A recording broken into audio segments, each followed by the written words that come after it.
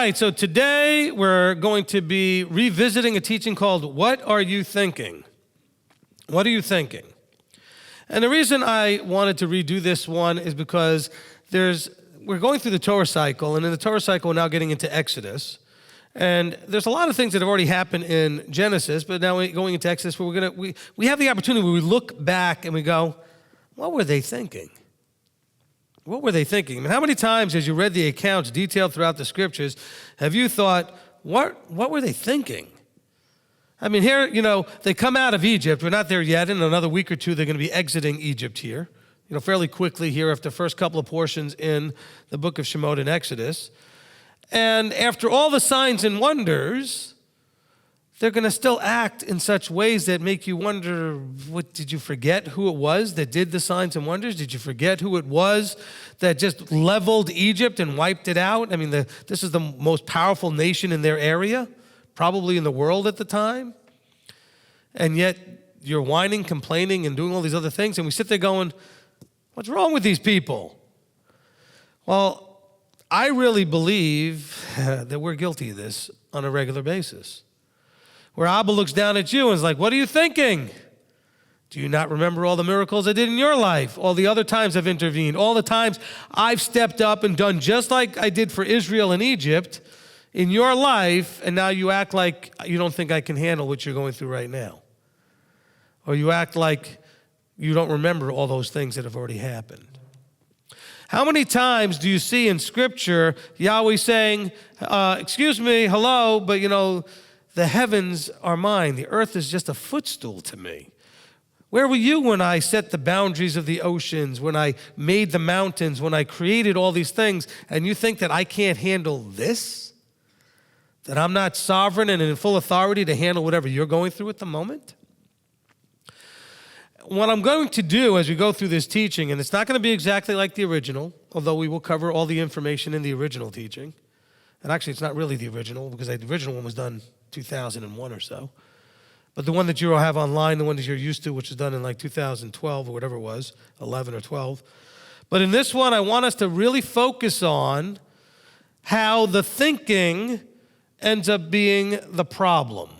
And what I mean by that is we're going to go to some places that we did in the original teaching where she'll show that Yahweh knew their thoughts or Yeshua knew their thoughts. But we're going to see and read much more full context of whole chapters to see all these things that were happening because of the actions that came out of thoughts. So let's go back for a second before we read through all of this and remind ourselves of some of the things I talked about during the Heart of the Matter teaching. Hey, you remember that one? Yeah, an oldie but goodie. Why don't we redo that, all 64 parts? Okay. So in the Heart of the Matter teaching, we talked often about, and maybe several other teachings as well, the idea that an idea comes into your head, a thought comes into your head, and if you hold on to that thought and you maybe flesh out that thought and maybe meditate on that thought, eventually that thought will end up in what we call the heart, where emotions get attached to a thought. And then when that's dealt with on a regular enough basis, that emotional thought will manifest in an action. And then actions, when done repetitively, create habits that eventually lead to a destiny. It leads you to someplace, takes you somewhere. And so it all starts, though, with the thought. And so we should be always asking ourselves as we're making decisions, which is another teaching that was very important, which is making decisions is the reason you're here. You exist to make decisions.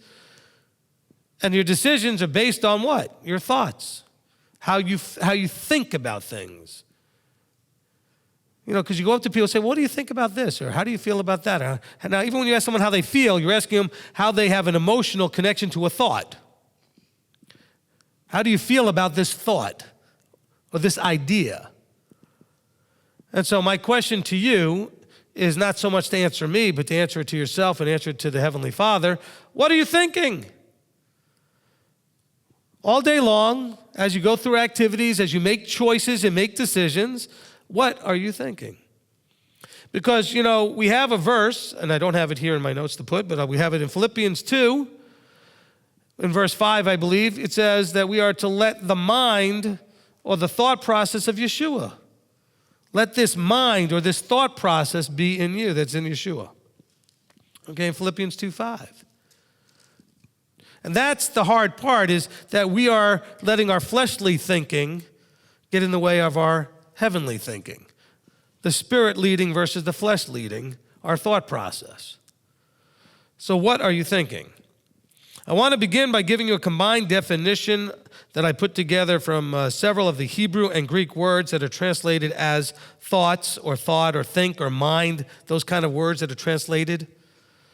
And I'm going to go through this slowly. Normally I read these things really quickly, but I read it slowly because I want you to think about what you're hearing. Okay, so when you look at these words that are translated as thoughts or thought or think or mind and etc., it's talking about your intention. The intention behind, it's not just an idea, but what's the intention of the idea? What's it hoping to accomplish? What's the fruit that's going to come out of it? It's referring to a plan, whether like a bad plan as in a plot or a good plan as in advice. The thoughts, the mind, the plan. What is the plan? What's the intention? Imagination. We can imagine all kinds of good and not so good things. It's referring to purpose, as in not only having a purpose, like when you think about something, what's the purpose of it? What's it going to accomplish? We're talking about being mentally disposed. So when it talks about a mindset or a thinking or a mindset, a thought set, having your mind in a disposed way, and how is it focused and geared? We're talking about deliberation. In other words, in a deliberate way to think about, to meditate on, to, I was going to say the word flesh out. I don't know if that really means what I want to say. In other words, to take, break apart, really analyze a thought. To analyze it is the word I'm looking for. Okay, deliberate. To exercise the mind. In other words, do you actually just let thoughts run into your head and just run rampant? Or are you going to use your own will, the exercise of mind, to have control over thoughts? We're told to take every thought into captivity. What it doesn't mean is that you're going to put it behind bars somewhere, but it means that you take the thought under your control. That you would take the thought and you have control over that thought. You don't let it just run its course and do whatever it wants. And that you become sort of the mindless, just automaton that the thought just runs and does whatever it wants and you have no control over it. Sometimes that happens when people are on alcohol or drugs because they lose the control aspect of their mind, and then the thoughts just automatically are turned into action. So the exercise of mind is your ability to take the thought and say, hold on, I wonder if this is something I really should be doing. Now that's, of course, another thought. Using one thought to analyze another thought. It's exercising the mind. It means to entertain or have a sentiment or an opinion. So part of the thinking process, when we say, what are you thinking, is where is your mindset? What's your opinion? Are you being guided by a cultural or a experiential or some sort of events that have happened in your life, now creating a filter so you have an opinion before you even look at the thought? How many times have you talked to somebody about something and you knew you weren't going anywhere with it because they already had their opinion set on the topic? A predisposed already mindset, so you aren't going to get anywhere because they've already made up their mind. See, those words keep working their way in there: mind and thought and thinking, ideas. It's talking about to interest oneself in or concern or, with concern or obedience. In other words, a thought or a mind, a lot of times is what? What you're interested in. So you have to understand the effect that your interests have on how you think. You think differently about what you like versus what you don't like. What you prefer versus what you don't prefer. And so how does that affect your decision-making process? Here's a good one. It means, the word is translating often means to set the affection on. The meditations of your heart, the thoughts, and you set your affection. Now the emotions are attaching to the thought, and you're linking up that you want it, you like it, you desire it. You set your affection on it, and that's also going to blind you to some degree to looking clearly at the thing that you're looking at, to analyzing, to making decisions about, because there's emotions attached. You set your affections on.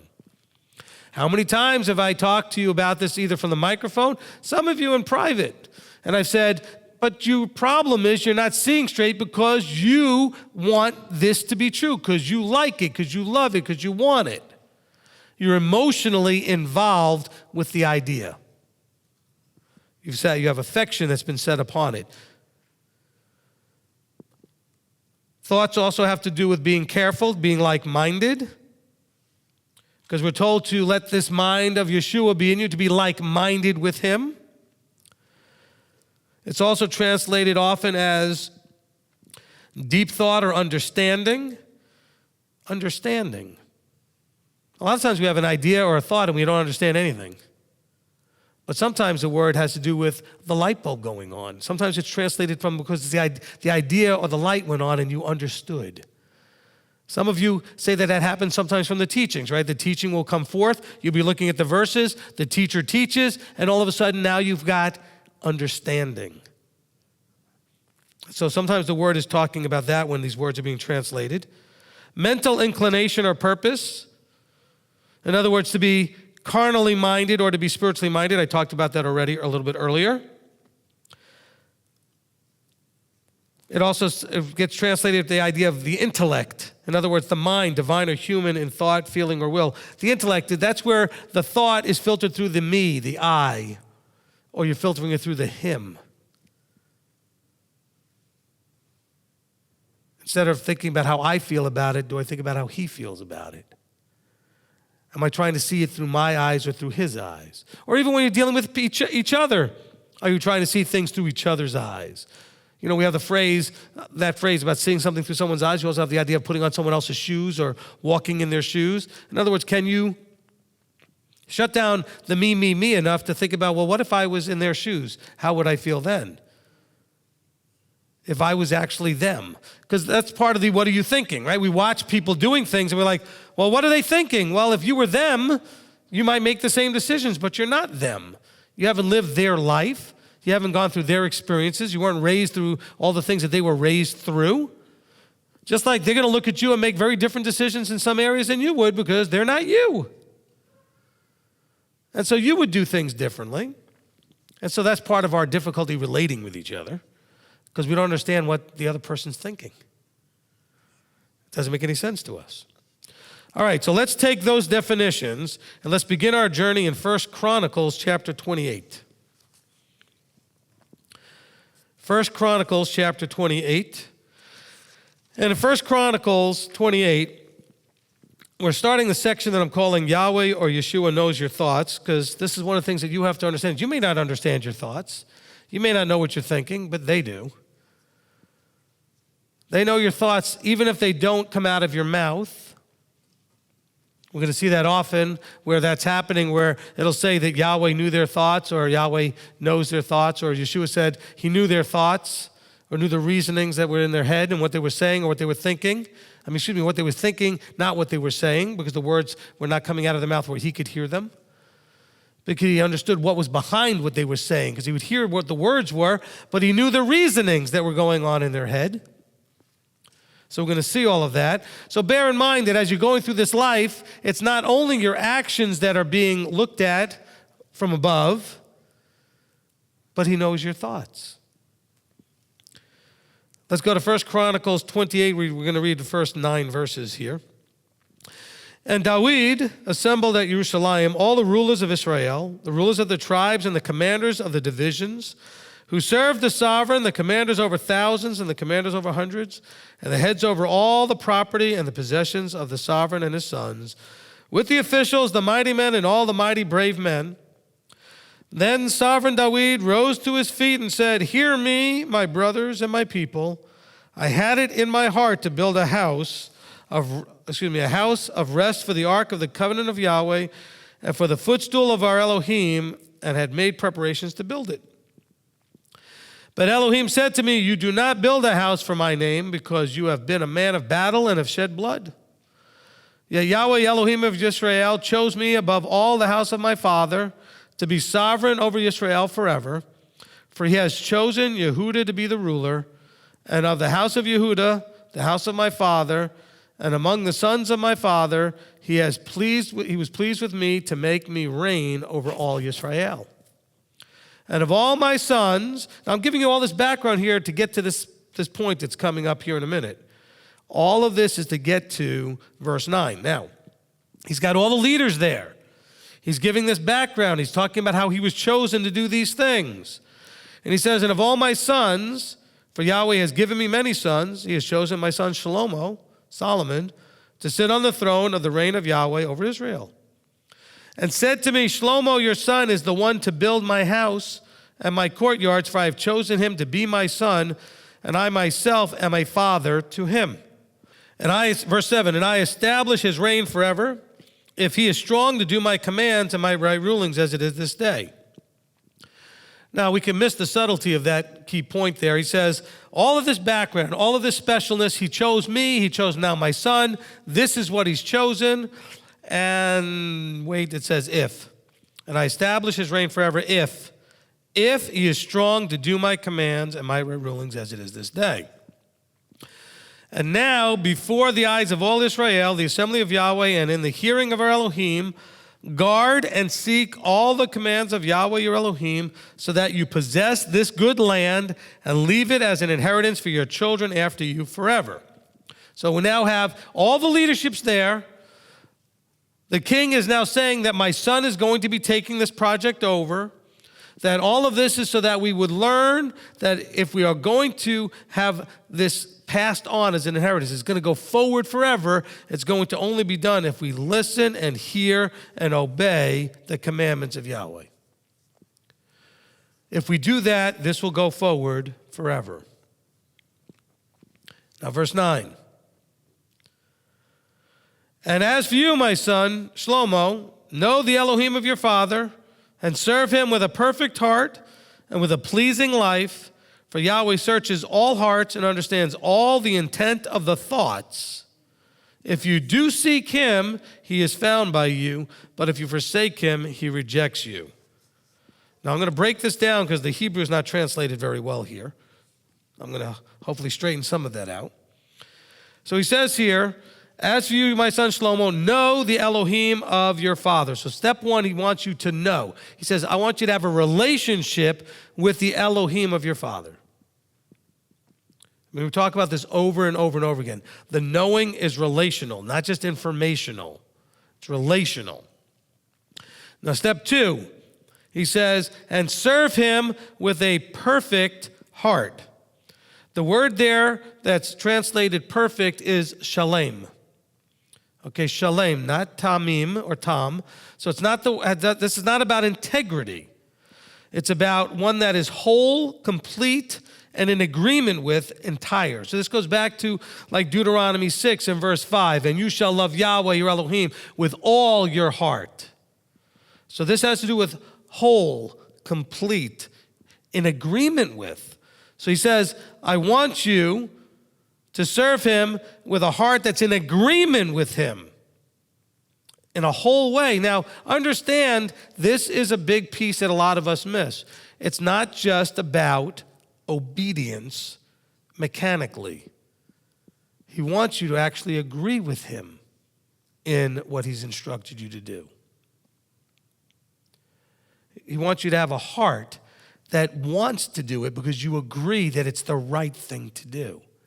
Not begrudgingly, not kicking and screaming or reluctantly or hesitantly, but you have a heart that's complete and whole in agreement with him. He wants your entirety of your heart. So that says there, so the word is shalem. Okay, shalem. Now, you also see this in, I'm going to kind of cover a couple of places. We had Deuteronomy 6:5, which is part of the V'ahavta, We're not going to turn there. I read that to you already. Right? And you shall love him with all your heart. In Matthew 22, why don't we turn there? And we're going to come back here. Hold your place here in 1 Chronicles. But in Matthew 22, sometimes I like to quote the verses. Sometimes I think it's better if we just turn there. In verse 34, the Pharisees, having heard that he had silenced the Sadducees, were gathered together. And one of them, one learned in the Torah, did question, trying him, testing him, and saying, Teacher, what is the great command of the Torah?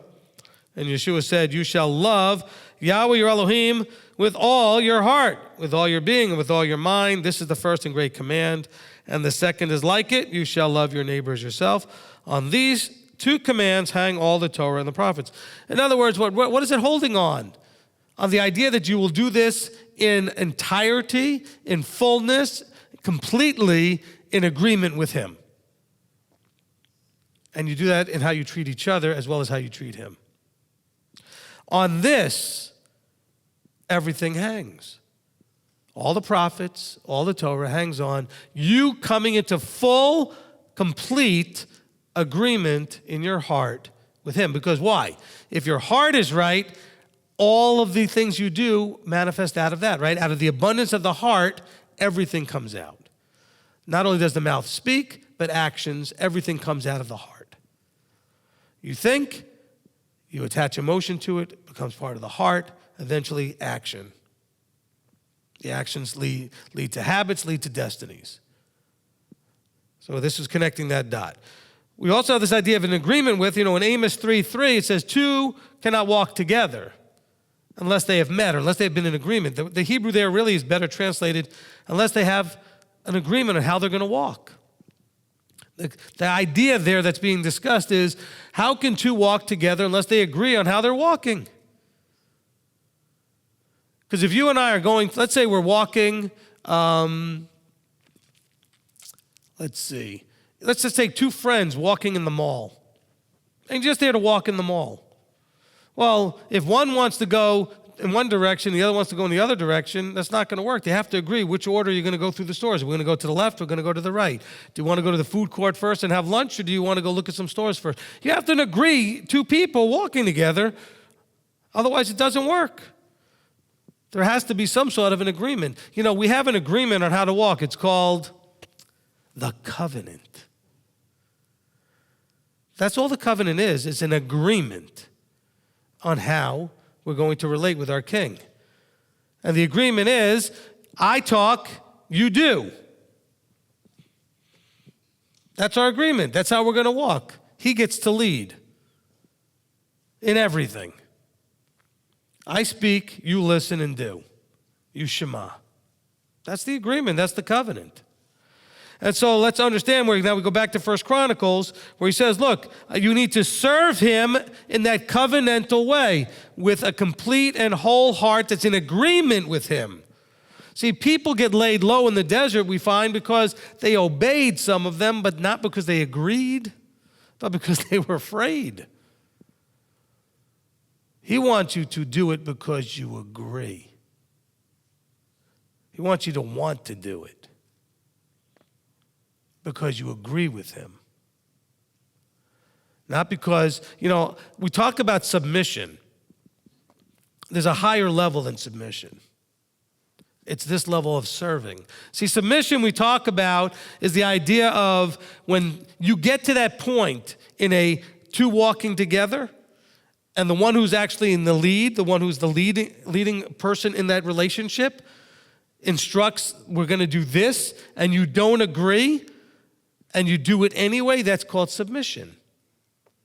But the real fullness of the intent of submission is serving.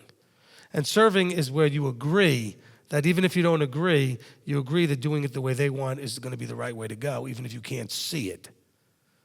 Even if you don't like it. Even if your heart is not right for that, it's not ready for that.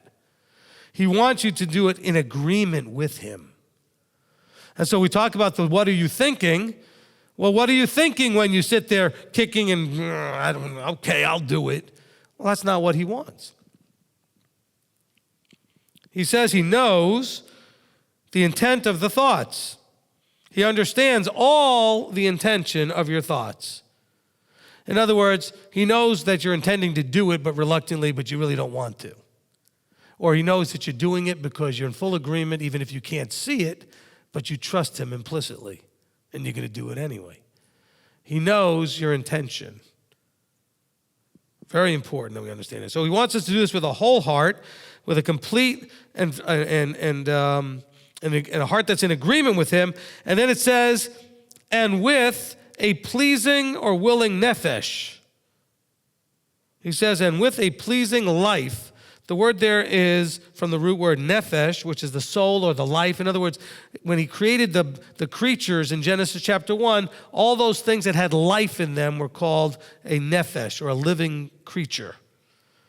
Some people like to put the word soul in there, but just realize if you're going to put the word soul in there, that it also says the nefesh that sins shall die, so that kills the immortal soul. So that's not what we're talking about. It's the part of you that makes you a living creature. And you can call that the soul, if that's the word that works for you. But understand that we're not talking about something immortal here. We're talking about that you have life, a living creature. And he wants you to be doing this in agreement with him and with a life that's pleasing. In other words, a nefesh, a soul that is willing.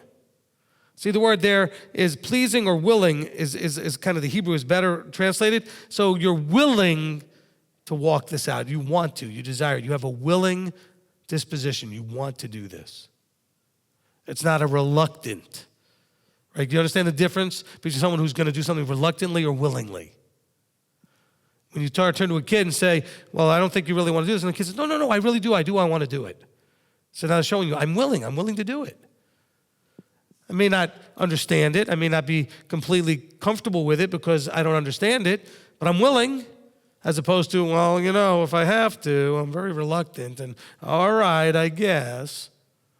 And so he's looking for us to do this in agreement with him and with a life that's willing, that's pleasing to him. When we do things in agreement with him and in a willing manner, this is pleasing to him. So he says with a pleasing life, a life that's pleasing to who? To him. So continue as you break this down. So this verse 9. So he says, for Yahweh searches all hearts and understands all the intents of the thoughts. So we do all of this because Yahweh searches all the hearts and understands the Yetzer. Okay, so here it goes into that word intent is the Yetzer. The Hebrew is Yetzer. Yetzer, you've heard probably, if you've listened to me and others, they talk about the Yetzer hara or the Yetzer hatov. In other words, the evil inclination or the good inclination. The Yetzer is the intent or the inclination or the urge or the drive of our thoughts, the driver behind the thoughts. So he says that Yahweh knows the Yetzer of your thoughts. The Yetzer of your thoughts. He knows if it's a Yetzer hara situation or a Yetzer hatov. Interesting. So then he says here, this is really powerful. He led all this up here. Remember, David has all of the leadership here to hear all of this. And so this is not just about Shlomo. He's saying for all of you to understand this, he says, look, I'm telling you, as for you, Shlomo, know the Elohim of your father and serve him, etc. But this is really, by extension, for all of them. That all of them need to understand that we need to serve him with a perfect heart and a pleasing life. For Yahweh searches all the hearts and understands all the intents of our thoughts. Then he says, if you do seek him, he is found by you. So if you seek him, he's found by you, or in another way of translating this, or he will let himself be found by you. Not just that he's found, but he'll let himself be found. Because remember, he has to open eyes, open the ears, open the hearts. So if you seek him, he will let himself be found by you, which is actually the way it's translated in the Art Scroll Tanakh. The idea that he will let himself be found by you. He says, if you forsake him, he rejects you forever. If you forsake him, he rejects you forever. So if you forsake, the Hebrew there breaks down to more of the idea of loosening your relationship with, relinquishing, as in terms of voluntarily ceasing to keep. to leave, to fail him, he will reject you or push you aside forever. In other words, if you do what you do, he's not going to continue to pursue you. That doesn't mean that you can't ever come back and pursue him. If you seek him, he will let you find him. However, he's saying, but if you reject him, if you loosen your relationship with him, if you forsake him, he's not going to come after you and chase you and beg you to come and do what he's already shown you. He's already given you that knowledge, that knowing, that relational stuff, so that you should understand what you have in your hands, what he's given to you and made available to you. But I don't want you to look at this from the idea of once he forsakes you, that means you're done, because we screw this up all the time. He's simply not going to pursue you. You have to pursue him. Hopefully that makes some sense here. So when it says that he will forsake you forever, well, or reject you forever, the Hebrew really is the idea of he's going to push you aside and say, fine, go do what you want to do. When you're ready to come to me, come to me. If you're not, then you're out there forever. That's your choice. I'm not going to come and pursue you anymore. I'm not going to just put punishment on punishment on punishment on you, trying to wake you up. I've done what I've done. You should know. You know where to find me. It's kind of that kind of thing. Does that make sense? So I don't want us to think about, I have to be so afraid that if I have a bad moment, somehow he's now going to reject me forever. Oh, no, but he might just put you in timeout where you got to come back and come to him and say, can I come back now? He's not going to come and chase after you. Hopefully that makes sense. All right, let's continue here when I turn the page. Let's go to 1 Corinthians chapter 3. So you see how important the thoughts were there? This is a big moment. David was talking to Shlomo. I wanted to build this house. I'm not going to get to do it. You're going to get to do it. All the leadership is here, and all of this is predicated on what? You better guard your thoughts, because Abba's watching, and he knows your thoughts and the intention of your thoughts, the Yetzer of your thoughts. And if you don't get that all right and don't do what's well-pleasing and in agreement with him, what's well-pleasing in his sight, this doesn't go forward the way we'd like it to. The promises are based on the agreement, the covenant. He talks, we listen, and we do it with all our heart, with all our might, with all our strength, in agreement with, in completeness. 1 Corinthians chapter 3. 1 Corinthians chapter 3 and verse 18. Let no one deceive himself. If anyone among you seems to be wise in this age, let him become foolish, so that he might become wise. For the wisdom of this world is foolishness with Elohim. For it has been written, he catches the wise in their craftiness. And again, Yahweh knows the thoughts of the wise, that they are worthless. Yahweh knows the thoughts. By the way, not the wise meaning true wisdom, but those that think they're so smart, that think they don't need him. Okay, so here the wise represent those who are wise in their own flesh, in their own minds, without the wisdom from above. The ones who think they can figure it all out without his help. He says that is worthless. That is foolishness. Because we know that the fear of Yahweh is the beginning of wisdom, the beginning of knowledge, the beginning of understanding. If you don't understand that, go listen to the fear of Yahweh teaching. You see, but these are people that are not fearing him. These are the foolish of the world that feel like they don't need him. Well, if you don't think you need him, you don't fear him properly, do you? So what kind of wisdom could you possibly have? Well, the kind that's worthless, apparently. Let's go to Psalm 94, where he talks about this more. Tehillim, Psalm 94. And we're going to begin in verse 1. Tehillim 94. O Yahweh, El of vengeance, O El of vengeance, shine forth. Raise yourself up, O judge of the earth. Render punishment to the proud. Ever notice that there's a issue of not just between faith and doubt and fear, but between humility and ego and pride. There's a lot of stuff connected in that, and a lot of the reasons that our thinking is a problem is because our thinking is bound up in arrogance, in pride. He says, render punishment to the proud. You know, in Deuteronomy 8:2, which we read almost every time we do a teaching, it talks about how Yahweh led them through their wilderness for the 40 years, and the first step of the process was what? To humble them. You would think that a bunch of slaves wouldn't have needed humbling, but yet they did. You do not need to be a person of means or wealthy to have an ego problem or a pride problem. You could be poor and have that too. I've had so many people over the years have an incredible pride problem when I've tried to help them and they wouldn't take the help. Because after all, they were too good to have a handout or help from anybody. And there was pride problems.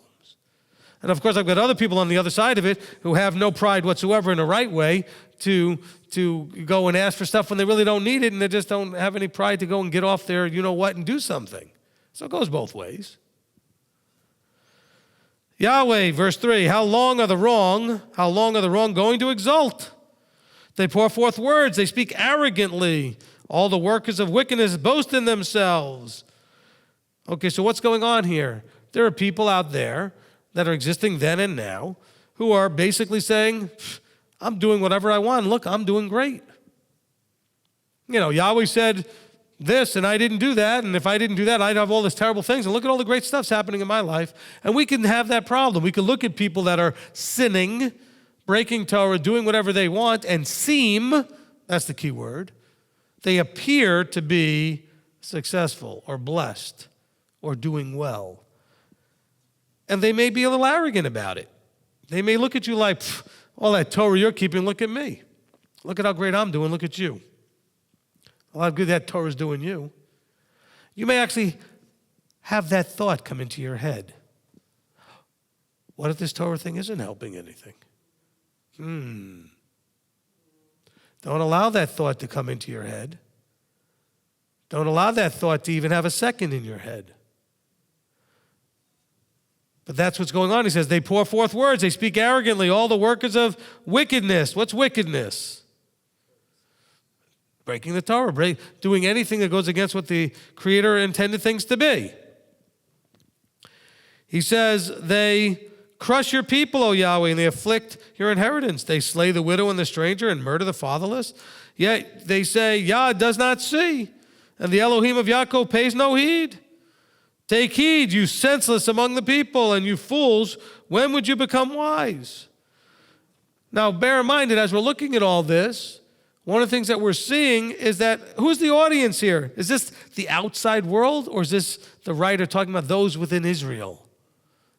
I think he's talking about those inside the camp who are like, well, look, we're getting away with all this. We're doing all this stuff. Obviously, Yah doesn't see it or doesn't care or doesn't heed it. He says, take heed, you senseless among the people. You fools, when would you become wise? He who planted the ear, does he not hear? He who formed the eye, does he not see? He who disciplines the nations, does he not reprove? The one teaching man knowledge? Yahweh knows the thoughts of man. Here we go, verse 11. He knows the thoughts of man, that they are but a breath.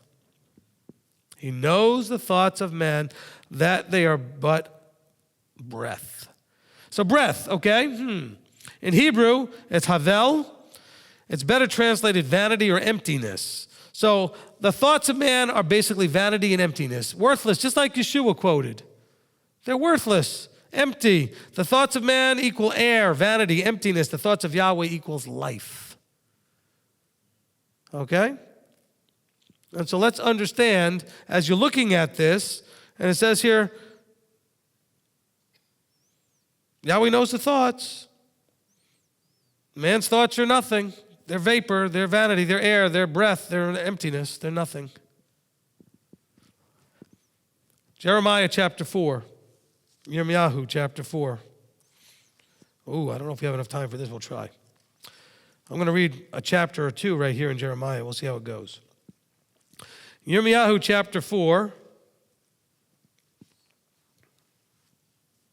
And we'll begin in verse 1. We'll see how far we get in it. Yirmiyahu chapter 4.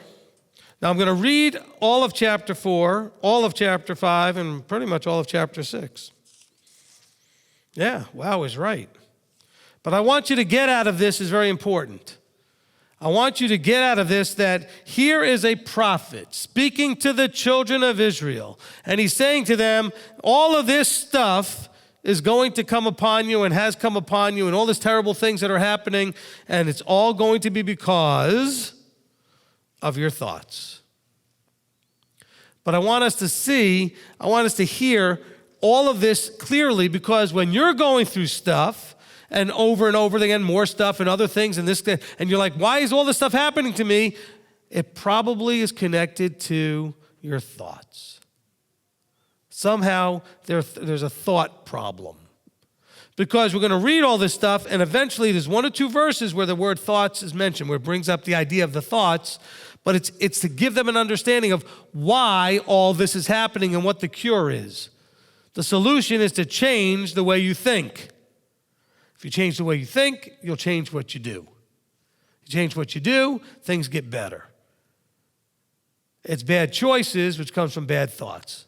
Wrong choices, or should I say, better than, when people say bad thoughts, wrong thoughts. So it's not the thought that's bad, it's thoughts that's wrong. The thought is to do something that's wrong, which will bring bad results or bad, undesired results. I don't want us to be thinking about good and bad. That gets a little bit too arbitrary, too hard to deal with. There's right and wrong. That's a little easier. Wrong thoughts lead to wrong actions. Right thoughts lead to right actions. Very simple. All right, here we go. Chapter 4, Jeremiah, and verse 1. If you do return, O Yisrael, declares Yahweh, return to me, and if you remove your abominations from my presence and cease straying, and shall swear as Yahweh lives in truth, in right ruling, and in righteousness, then nations shall bless themselves in him, and they shall boast in him. So he's saying to them, look, teshuvah, if you will return to me, what do you have to do? Get rid of all the things you're doing that are wrong. Remove all the abominations, cease your straying, and then swear as Yahweh lives in truth, in right ruling, and in righteousness. Verse 3, for this is what Yahweh said to the men of Yehuda and Yerushalayim. Break up your tillable ground and do not sow among thorns. Circumcise yourselves unto Yahweh and take away the foreskins of your hearts, you men of Yehuda and the inhabitants of Yerushalayim, lest my wrath come forth like fire and burn with none to quench it, because of the evil of your deeds. Okay? So this is where we have to remind our Christian friends that circumcision of heart was always required. Can't tell you how many times I get someone saying, well, wasn't that circumcision of the flesh thing for the Old Testament, and now we have to circumcise the heart? It was always both. Here's a Old Testament verse where it says to circumcise the foreskins of your hearts, to circumcise yourselves unto Yahweh and take away the foreskins of your hearts. He says, this is all because of what? Of your evil deeds. He says, lest my wrath come forth like a fire and burn and unquench it because of your evil of your deeds. So what is evil again by definition? Anything that goes against what Yahweh intended. That's evil. Let's make it real simple. Breaking the Sabbath, evil. Murdering somebody, evil. Eating something that's unclean, evil. Evil's kind of got a wide spectrum of stuff. We've limited it in our English sort of understanding, our modern understanding, to stuff that's extremely undesirable and we all think is awful and horrible. Well, no, actually, evil is anything that breaks Torah. That's the way he defines it. You do a study on evil, you'll see he calls Sabbath breaking evil, Shemitah year breaking evil, not taking care of the poor evil. Anything that breaks Torah is evil. Anything that goes against how he intended it is evil.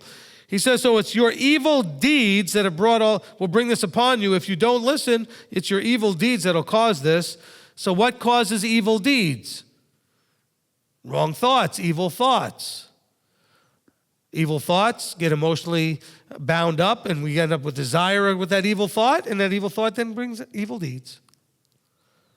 See how it connects to the thoughts again. Declare in Yehuda and let it be heard in Yerushalayim, and say, blow the ram's horn in the land, cry aloud and say, gather yourselves and let us go into the walled city.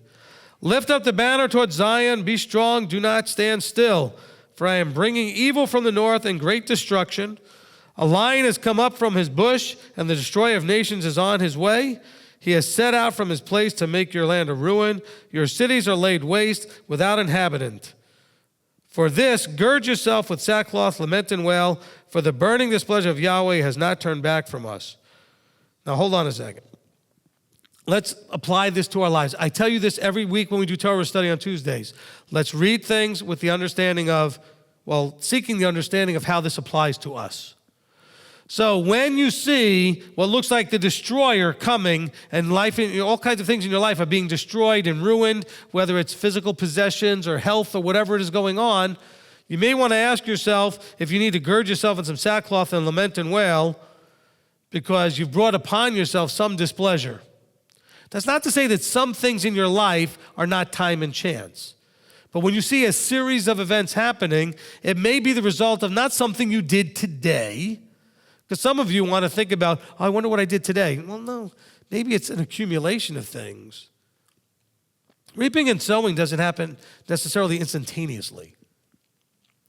It may be a habitual pattern of wrong thought leading to wrong action that has caused the reaping and sowing to come that you're receiving.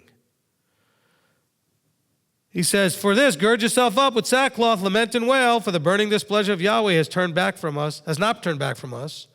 And in that day it shall be, declares Yahweh, that the heart of the sovereign shall perish, and the heart of the heads, and the priest shall be astonished, and the prophets wonder. Then I said, Master Yahweh, truly you have greatly deceived this people, and Jerusalem saying, peace is for you, whereas the sword reaches to the heart. At that time it shall be said to this people and to Jerusalem, a scorching wind of the bare heights blows in the wilderness towards the daughter of my people, not to fan or to cleanse. A wind too strong for this shall come for me. Now it is I who speak judgments against them. In other words, the people are going to say, oh, you deceived us. Oh, you promised us all this stuff. And he's like, yeah, but the promise was contingent upon you doing your part. Oh, but the people have you not seen this? People blaming Yahweh? Well, why is he? It's like it's his fault. What about you? What'd you do? What was your part in all of this? He deceived us. He said, look, I'm not sending this wind, this fire, this burning thing to come and cleanse you. This is coming to destroy you. See, he comes up like clouds and his chariots like a whirlwind. His horses shall be swifter than eagles. Woe to us, for we shall be ravaged. O Yerushalayim, listen now, wash your heart from evil and be saved. See, even with all of this, and all this terrible destruction, all this loss, he said, if you will just get the hint, get the point, get the message, wash your heart from evil and be saved. Now listen to verse 14. This is where it comes in. He says, till when would your wicked thoughts remain within you? So we just read all those previous 13 verses of all this horrible stuff, and he's trying to tell you it's all because of a thinking and heart problem. Maybe we need to do 64 parts on thinking. We already got 64 parts on the heart, because the thinking is the first part of the problem, then the thoughts end up in the heart. Maybe we should have done this first. Actually, we did have this prior to that called What Are You Thinking, but not in this detail. Now listen again, he says, O Yerushalayim, wash your heart from evil. In other words, cleanse out of your heart all of the things that don't align or are not, remember what we said earlier, to be in complete agreement with. Well, if the heart is in complete agreement with, you don't have this problem. He's saying, wash out of your heart the stuff that's not in agreement with me. Because anything not in agreement with him is evil. That's his definition. That which is not in agreement with him is evil. And be saved. Be delivered. Now he's going to tell you why you have the problem. Because your thoughts are still wicked, and they remain in you. He says, till when would your wicked thoughts remain within you? Wash them out. Remember, a thought, if it's just a thought, you can get rid of that thought. But once that thought reaches the heart, okay, it moves down into the heart. That thought, now people can think I'm doing all kinds of like Illuminati gestures or something because I'm moving my hand. I'm like, oh, he's doing signs. I'm just pointing to my head and my heart. And if my shoulder hurts, you're going to think I'm crossing myself now. I go to scratch my shoulder. What is he doing? He's crossing himself. I don't know. I lost my mind for a second. So you have a thought, like that crazy thought I just had. You had a thought, and if you allow that thought to be dwelled upon, meditated on, and allow emotions, then it becomes attached, like it like glues itself to you a little bit. And ripping that thought out is now a lot tougher. So he says, wash your heart from evil and be saved. Don't keep these wicked thoughts within you. Don't let them remain within you. Because they're the things that are what? Bringing all this destruction. That's his point. So we're reading all of this to know that all this destruction, we're going to read more destruction that's coming, is all because of the wicked thoughts that are allowing to remain in the person, that they're allowing to stay in you. Verse 15, for a voice is declaring from Dan and is proclaiming trouble from Mount Ephraim. Announce to the nations, look, proclaim against Jerusalem that besiegers are coming from a distant land and raise their voice against the cities of Yehuda. Like keepers of a field, they are against her all around because she has rebelled against me. I'm allowing this to come against you because of how you treated me. That's what he's saying. You rebelled against me. Remember, we go back to the previous, what we were reading in Chronicles. He wants us to have a heart that's in full and complete agreement with him. When it's not, basically you're in rebellion. Because in order for it to not be in complete agreement with him, there must be a part of it where you're in agreement with you, separate from him. You have a desire that's different than his. That's you now. You are now the problem. You're in rebellion. You want to take sovereignty over that one little thing or multiple little things. It may start with one, where you take sovereignty over it and you decide, I know better. I'm going to do what I want. That's rebellion. What does rebellion bring? All kinds of destruction. Verse 18, your ways and your deeds have brought this upon you. Was that not clear enough now? Your ways and your deeds have brought this upon you. This is your evil because it is bitter, because it has reached into your heart. You better be really careful with those thoughts and how you're thinking. Because if that stuff gets into your heart, it's once it gets into your heart that the actions come, and that's what brings his wrath. As long as it hasn't started manifesting in action yet, it's something that could be easily cured. It's like they talk about in the medical profession to somebody, they might say to him, if you had come to us sooner and we could have caught this earlier, maybe we could have cured it or fixed it. But once you let it basically metastasize and go through your whole system, now it's too late. We all know people that have had that told to them where if you only had come to us sooner. Well, that's what Yahweh's saying. If you would only grab a hold of that thought sooner before it became a part of you and part of your heart, and all this action started manifesting, and now it became a part of your character. See, I didn't say that earlier, but thoughts, heart, attached together, actions, habits, it really develops a character that leads to a destiny. So maybe I should have inserted that into that linkage. So what kind of character are your thoughts manifesting in you? See, if you let this mind be in you that was in Yeshua, the character you manifest is Yeshua. If you think like him, you'll act like him. You become like him. Continuing. Verse 19, oh, my inward parts, I am in pain. Oh, the walls of my heart pounds in me. I am not silent. For you have heard, oh, my being, the sound of the ram's horn and the shout of battle. So what happens is now you get all panicky because you're going to actually reap what you sowed. You didn't think you would because it didn't happen right away.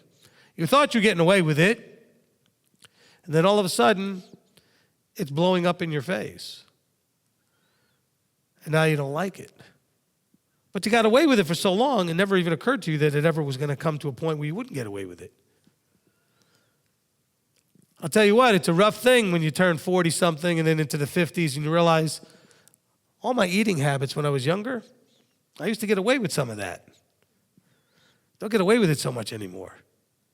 It has more effect on the body because of what's called the cumulative effect, the accumulation. And so he's saying, but then what happens is we get to that point where now we're sorry. Now we're, yeah. Well, where were you sorry when you were doing it? Now it's good. It's good that you want to now make teshuvah. He says here, destruction upon destruction is cried, for all the land is ravaged. Suddenly my tents are ravaged, my curtains in a moment. How long shall I see a banner and hear the sound of a ram's horn? For my people, listen now, for my people are foolish.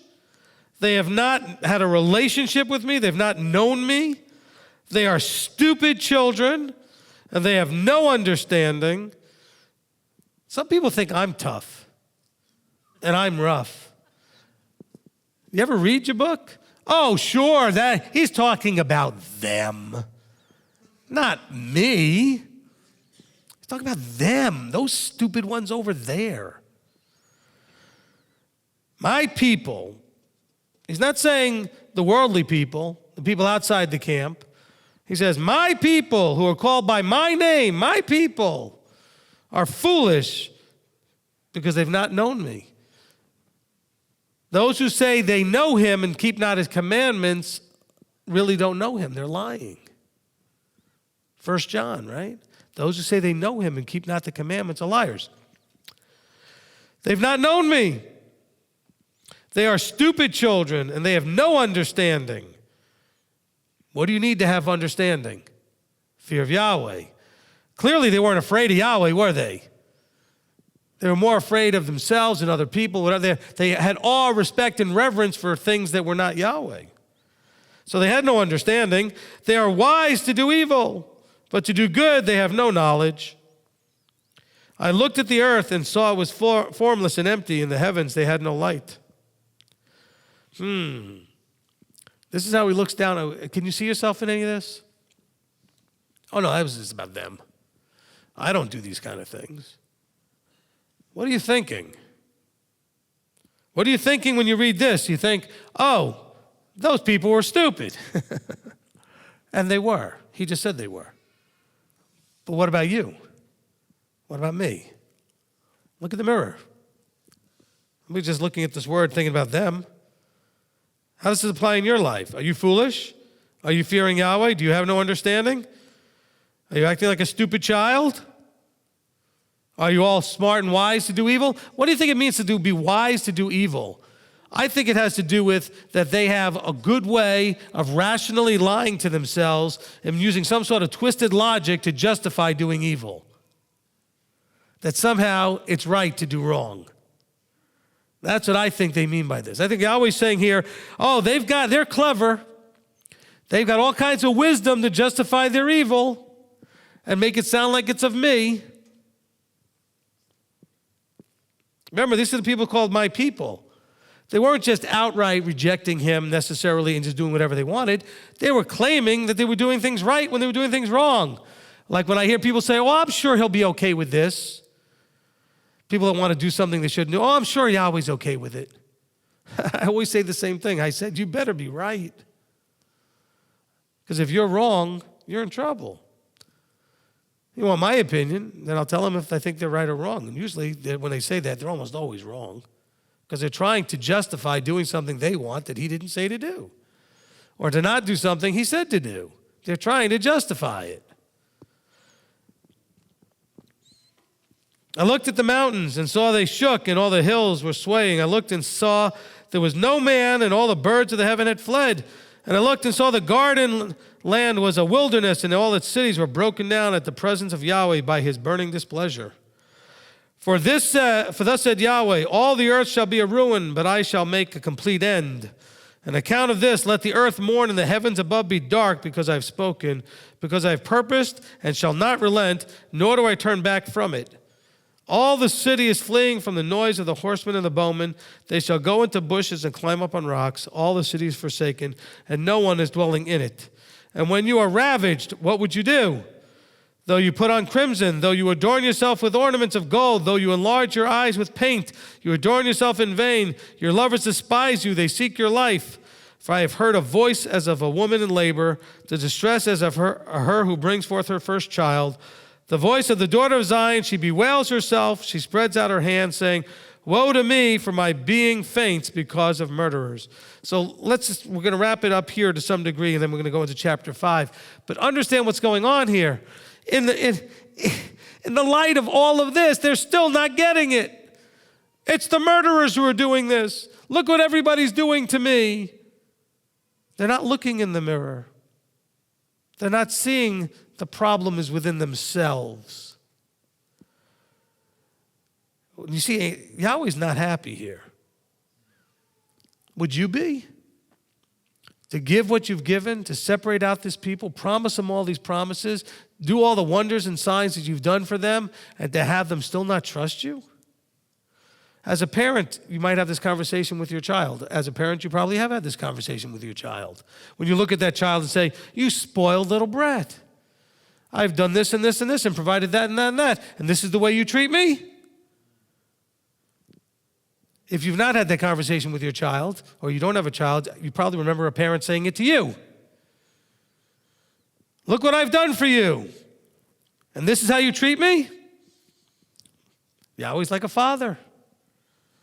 And he says to you, look what I've done for you. What are you thinking? When you did this and this, what were you thinking? Were you thinking about all the things I've done for you? Were you thinking about what brings the blessing and the curse? Were you thinking about the relationship? Were you thinking about the covenant? What were you thinking? I can tell you as a parent, I've said to my children at least once or twice, and I've had said to me at least once or twice when I was a kid, when my mother or my father looked at me and said, after I did something, what were you thinking? Or in the middle of doing it, what are you thinking? Sometimes followed with, what's wrong with you? My thinking, that's what's wrong with me. Want to know what's wrong with me? My thinking. That's what's wrong with me. So let's start with that and realize what's wrong with you is your thinking, which is fixable, by the way. Not easy, but fixable. But I want us to continue. We're going to read through chapter 5 and into chapter 6 next week, this understanding that all of this stuff that happened, and we've seen the stories of when Babylon came and how they took away Judah, etc. But do we really think and meditate on what caused it? And it was wrong thinking that led to wrong actions. And so it all comes back to the thoughts. And he says, my people are dumb. They're foolish. They're just... because you sit there, and some of us do that. We'll read about the Israelites doing this and this, and we go, how stupid do they have to be? Guess what? You're one of them. And you do these things too. And so am I calling you stupid? No, he is. When you act like them. You act foolishly, like a stupid child. When we don't trust him and we don't obey, it's stupid. I've told my children, this is just like the Heavenly Father tells us. When we go on a vacation, I say, children, if you will just listen and obey throughout the vacation, I promise you, you will have the best vacation you've ever had. But if you don't, it'll be the worst. And so I tell them that before we even get in the car. I tell them, and so they know. Do you know? Have you heard? Is this thought now in your head? I want you to hold on to that thought. If you will follow directions and trust me that my desire is to give you the best vacation ever, isn't that what Yahweh's promising us? The best life ever, the best future ever. If we would trust him that to receive that, we have to do what he says. That's all I tell the children. If you will just pay attention and do and follow instructions, my intention, Yahweh says his intention is to give us eternal life, all the abundance, all the blessings you could ever imagine. Do we not believe him? My children believe me, and guess what? they had the best vacation. 1 or 2 times when we've done this, they didn't listen. It wasn't the best. But I told them up front, you've been warned. We have a covenant. That's why he says, my people are foolish because why? They've not known. Oh, you mean you were serious? Anybody ever use that line on somebody? You think that's a good defense. Oh, I didn't know. I didn't realize you were serious. Oh, you meant that? He means what he says. Can we all get that finally? He means what he says. He's not goofing around. He fully, absolutely expects that if you listen and obey, which he expects you to do, he will give you all the things you've ever wanted. And more than you could even imagine. But you have to keep your part. You have to be in agreement with him. Father, we come before you. And Father, we need teachings like this to help us to really look at ourselves and get to where it all begins with our thoughts. And Father, help us to work with and deal with our thoughts, to take them into captivity, to understand that we need to have our minds, our hearts be in a line, in a complete alignment and in agreement with you. Even if we can't see it, if we don't understand it, we have to simply blindly trust and agree. And it's not so much blind because we know who you are. We've seen what you can do and what you have done and what you are doing. We have no doubt that you can do all the things that you say you're still going to do. And if there's any doubt, help us to clean that up. That has to be eradicated out of our minds and our hearts. So, Father, we come before you wanting to wash our hearts and wash our minds and to be cleansed out so that we can have all the wicked thoughts out of us and no longer remain, so that we can truly be saved.